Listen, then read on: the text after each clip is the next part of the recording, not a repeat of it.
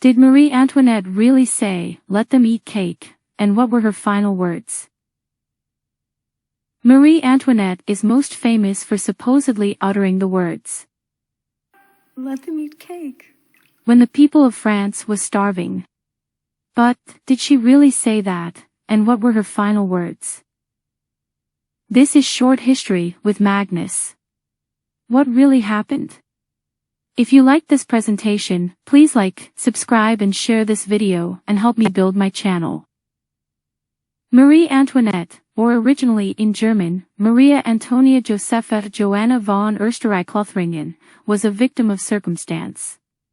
In her youth, she was a pawn on the diplomatic chessboard of Europe, as France and Austria attempted to navigate the complex web of allegiances that shaped the continent in the wake of the 7 Years' War.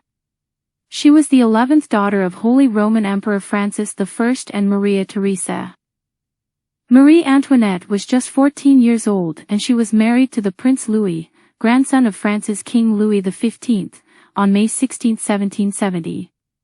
The stigma of being a representative of Austria and a connection with Vienna was unpopular in France and remained with her throughout her life. Life at Versailles was challenging for her. Louis XV's inability to consummate their marriage and the Queen's resultant childlessness in the 1770s inspired rivals, including the King's own brothers, who stood to inherit the throne if she did not produce a legitimate heir, to circulate slanderous reports of her alleged extramarital affairs. Her extravagant lifestyle, buying expensive clothes and shoes, didn't help her either. Spending more than 500 yearly wages for normal people in a year on clothes and shoes.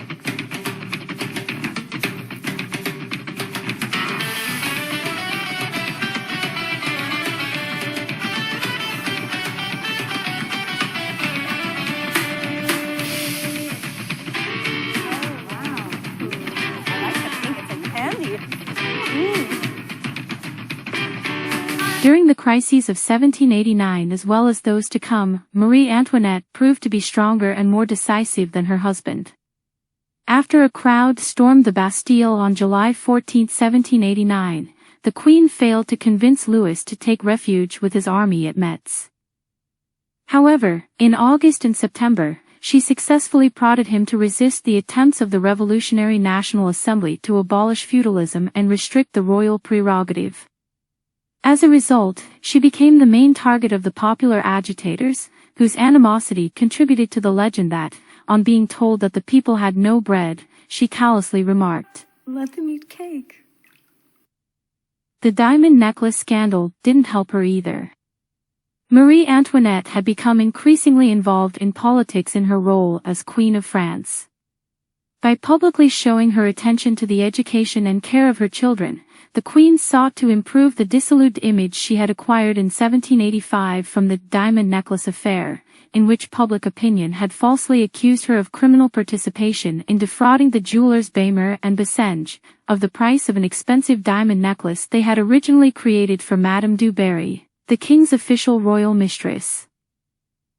In October 1789, popular pressure forced the royal family to return from Versailles to Paris, where they became hostages of the revolutionary movement. Marie Antoinette spent most of the remainder of her life in Parisian prisons. The Princess de Lamballe, who remained loyal to the Queen throughout the Revolution, was imprisoned along with her. Lamballe refused to take an oath against the monarchy, and on September 3, 1792, she was delivered to the hands of a Parisian mob. They cut off her head and paraded it on a pike outside Marie Antoinette's windows. Louis XVI was executed on orders from the National Convention in January 1793, and in August the Queen was put in solitary confinement in the Conciergerie. Marie Antoinette was tried by the Revolutionary Tribunal on October 14, 1793. Some historians believe the outcome of the trial had been decided in advance by the Committee of Public Safety, around the time the Carnation plot was uncovered. She and her lawyers were given less than 1 day to prepare her defense. Among the accusations, many previously published in the libelless, were orchestrating orgies in Versailles, sending millions of livres of treasury money to Austria, planning the massacre of the National Guards in 1792, declaring her son to be the new King of France, and incest, a charge made by her son Louis Charles, pressured into doing so by the radical Jacques Hébert who controlled him. And unsurprisingly, she was found guilty and sentenced to death. Marie Antoinette was guillotined at 12:15 p.m. on October 16, 1793 in front of a huge crowd. Her last words are recorded to be spoken to her executioner, when she accidentally stepped on his foot and said, "Pardon me, sir, I did not do it on purpose." She was guillotined shortly after. Her head was one of which Marie Tussaud, the later creator of the famous wax museum, named after her. She was employed to make a death mask of the Queen. Marie Antoinette's body was thrown into an unmarked grave in the Madeleine Cemetery located close by in Rue d'Anjou. Because its capacity was exhausted, the cemetery was closed the following year, on March 25, 1794. Did she say, "Let them eat cake"? The "let them eat cake" story had been floating around for years before 1789. It was first told in a slightly different form about Marie-Thérèse, the Spanish princess who married King Louis XIV in 1660. She allegedly suggested that the French people eat the crust of the pâté. Over the next century, several other 18th-century royals were also blamed for the remark, including two aunts of Louis XVI.